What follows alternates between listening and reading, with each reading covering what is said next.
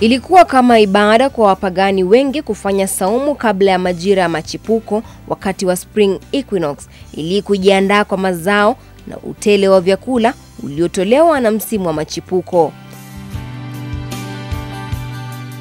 Si ajabu kwamba Wakatoliki wanahitajiwa kufanya saumu wakati wa msimu wa Kwaresma kabla ya msimu wa Pasaka.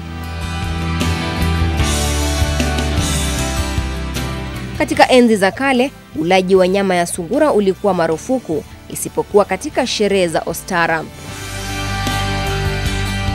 Sungura pia alihusishwa na uwezo wa kuzaa, lakini Wakristo wa miaka ya kati aliaminika kuleta mikosi.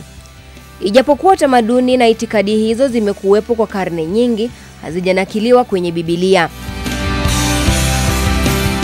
Je, wajua kwa nini sikukuu ya Pasaka huadhimishwa katika tarehe tofauti kila mwaka? Jumapili ya Pasaka huwa Jumapili ya kwanza baada ya mbalamwezi au full moon. Hiyo ni baada ya kuangaza kwa jua juu ya mstari wa equator, maarufu kama vernal equinox. Je, ni kwa nini wakati huo? Inaaminika kuwa hii ilikuwa njia moja ya kuondoa fikra za wengi kutoka kwa sherehe za Osteria, miungu wa kipagani, na badala yake kuwaelekeza kwenye dini ya Kikristo.